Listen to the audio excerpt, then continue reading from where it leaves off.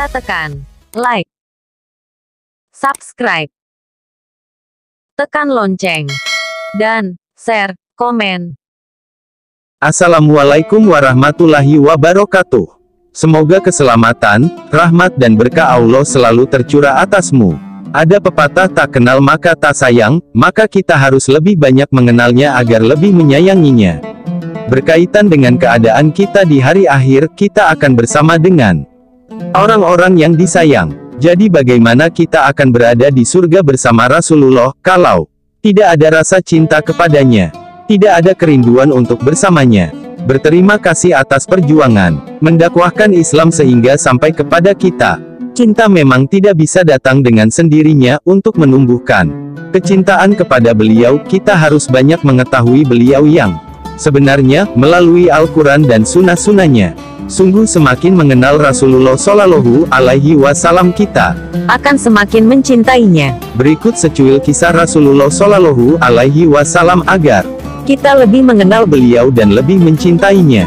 Diriwayatkan dari Ibnu Abbas R.A. bahwa setelah dekat waktu wafatnya, Rasulullah memerintahkan Bilal supaya azan, memanggil manusia untuk sholat berjamaah. Maka berkumpullah kaum muhajirin dan ansor ke masjid Rasulullah. Setelah selesai sholat 2 rakaat yang ringan, kemudian beliau naik ke atas mimbar lalu mengucapkan puji dan sanjung kepada Allah SWT, dan kemudian beliau membawakan khutbahnya yang sangat berkesan, membuat hati terharu dan menangis mencucurkan air mata. Beliau berkata antara lain, "Sesungguhnya saya ini adalah nabimu, pemberi nasihat dan dai yang menyeru manusia ke jalan Allah dengan izinnya. Aku ini bagimu bagaikan saudara yang penyayang dan bapak yang pengasih. Siapa yang merasa teraniaya olehku di antara kamu semua, hendaklah dia bangkit berdiri sekarang juga untuk melakukan qisyas kepadaku sebelum ia melakukannya di hari kiamat nanti." Sekali 2 kali beliau mengulangi kata-katanya itu, dan pada ketiga kalinya barulah berdiri seorang laki-laki bernama Ukasyah ibnu Muhsin. Ia berdiri di hadapan Nabi sambil berkata, "Ibuku dan ayahku menjadi tebusanmu ya Rasulullah.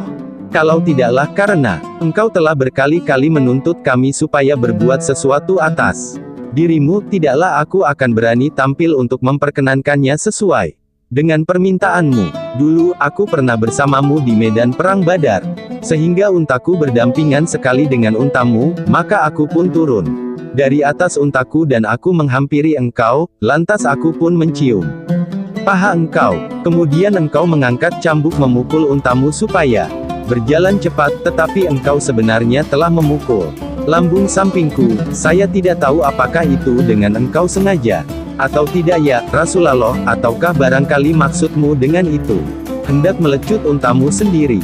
Kemudian Nabi menyuruh Bilal supaya pergi ke rumah Fatimah, supaya Fatimah memberikan kepadamu cambukku, kata beliau.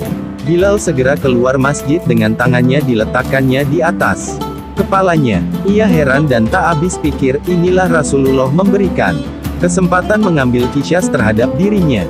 Diketoknya pintu rumah Fatimah yang menyahut dari dalam, "Siapakah di luar?" "Saya datang kepadamu untuk mengambil cambuk Rasulullah," jawab Bilal. "Duhai Bilal, apakah yang akan dilakukan ayahku dengan cambuk ini?" tanya Fatimah kepada Bilal. "Ya Fatimah, ayahmu memberikan kesempatan kepada orang lain untuk mengambil qisyas terhadap dirinya." Bilal menegaskan, "Siapakah pula gerangan orang itu yang sampai hati mengqisyas Rasulullah?" Tegas Fatimah keheranan. "Biarlah hamba saja yang menjadi ganti untuk dicambuk." Bilal pun mengambil cambuk dan membawanya masuk masjid, lalu diberikannya kepada Rasulullah, dan Rasulullah pun menyerahkannya ke tangan Ukasyah. Suasana mulai tegang, semua sahabat bergerak, semua berdiri. "Jangankan dicambuk, dicolek saja, ia akan berhadapan dengan kami." Mungkin begitu mereka bicara dalam hati. Semua mata melotot memandang Ukasyah dan sebilah cambuk. Saat itulah Abu Bakar dan Umar R.A. bicara, "Hai Ukasyah, kami sekarang berada di hadapanmu, pukul qisyaslah kami berdua, dan jangan sekali-kali engkau pukul Rasulullah." Mungkin saat itu Umar meraba pedangnya, "Seandainya saja diizinkan, Akan aku penggal kepala orang yang menyakiti Rasulullah." Rasulullah menahan 2 sahabatnya. Berkata sang pemimpin yang dicintai, Ini, duhai sahabatku, duduklah kalian berdua, Allah telah mengetahui kedudukan kamu berdua. Kemudian berdiri pula Ali bin Abi Thalib sambil berkata, kali ini, lebih garang dari sahabat Abu Bakar, hai Ukasyah. Aku ini sekarang Masih hidup di hadapan Nabi, aku tidak sampai hati melihat kalau engkau akan mengambil kesempatan kisyas memukul Rasulullah. Inilah punggungku, maka kisyaslah aku dengan tangmu dan deralah aku dengan tang engkau sendiri. Ali tampil ke muka, memberikan punggungnya dan jiwa serta cintanya buat orang yang dicintainya. Subhanallah, ia tak rela sang Rasul disakiti. Ia merelakan berkorban nyawa untuk sang pemimpin. Nabi pun menahan. Allah subhanahu wa ta'ala telah tahu kedudukanmu dan niatmu, wahai Ali. Ali surut, bergantianlah, kemudian tampil dua kakak beradik Hasan dan Hussein. Hai Ukasyah, bukankah engkau telah mengetahui bahwa kami berdua ini adalah cucu kandung Rasulullah, dan kisyaslah kami, dan itu berarti sama juga dengan mengkisyas Rasulullah sendiri. Tetapi Rasulullah menegur pula kedua cucunya itu dengan berkata, duduklah kalian berdua, duhai penyejuk mataku. Dan akhirnya Nabi berkata, hai Ukasyah, pukullah aku jika engkau berhasrat mengambil kisyas. Ya Rasulullah, sewaktu engkau memukul aku dulu, kebetulan aku sedang tidak lekat kain di badanku, kata Ukasyah. Kembali suasana semakin panas dan tegang. Semua orang berpikir, apa maunya si Ukasyah ini? Sudah berniat mencambuk Rasul, ia malah meminta Rasul membuka baju. Kurang ajar sekali si Ukasyah ini, apa maunya ini orang? Tanpa bicara, tanpa kata, Rasulullah membuka bajunya. Semua yang hadir menahan napas. Banyak yang berteriak sambil menangis. Tak terkecuali, termasuk Ukasyah. Ada yang tertahan di dadanya. Ia segera maju melangkah, melepas cambuknya dan kejadian selanjutnya tatkala Ukasyah melihat putih tubuh Rasulullah dan tanda kenabian di punggungnya, ia segera mendekap tubuh Nabi sepuas-puasnya sambil berkata, tebusanmu adalah rohku ya Rasulullah. Siapakah yang tega sampai hatinya untuk mengambil kesempatan mengkisyas engkau ya Rasul Allah?